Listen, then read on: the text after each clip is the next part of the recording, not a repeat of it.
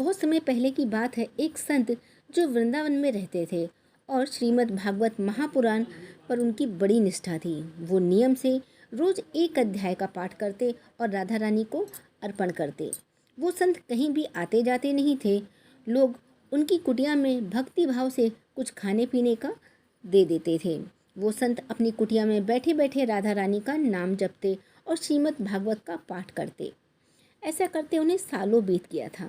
जब उन्होंने राधा रानी को भागवत का अध्याय न सुनाया हो, ऐसा कोई दिन नहीं आया। अब उनकी उम्र हो चली थी।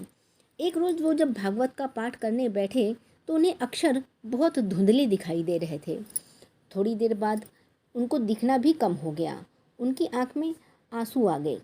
उनकी आँख में आंसू इसलिए नहीं थे कि उनको दिखना बंद हो गया था, बल्कि उनको इस बात का भारी दुख था कि अब वो राधा रानी को भागवत कैसे सुना पाएंगे।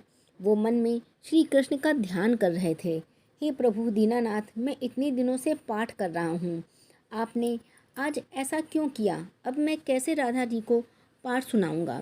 रोते रोते सारा दिन ढल गया, शाम हो गई।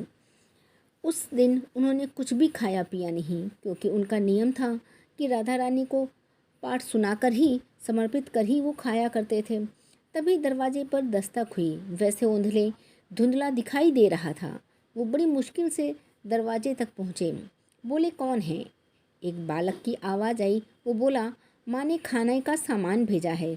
वो संत बोले, खाना नहीं चाहिए, जब तक नियम पूरा नहीं होगा खाना नहीं खाऊंगा। वो बालक बोला, कौन सा नियम?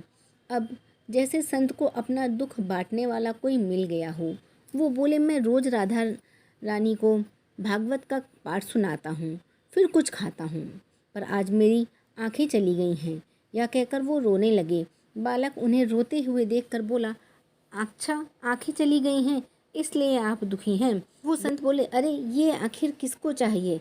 मैं तो इसलिए दुखी हूँ कि अब किशोरी जी को पाठ कैसे सुनाऊंगा। उसकी यह बात सुनकर लड़का बोला, रुको, मैं थोड़ी देर में आता हूँ। बाबा वहाँ खड़े रहे।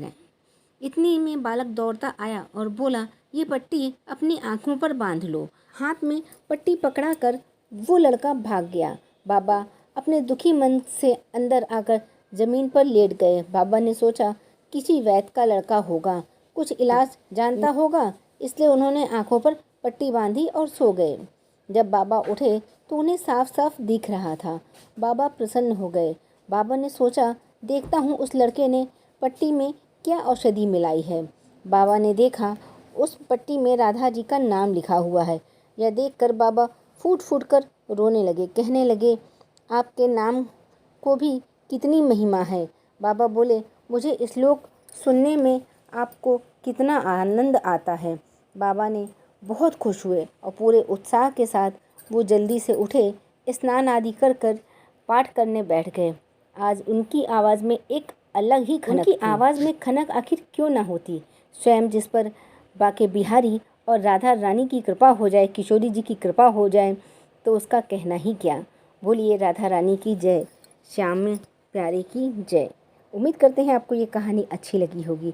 अच्छी लगी हो तो कमेंट सेक्शन में लिख के ज़रूर बताइएगा।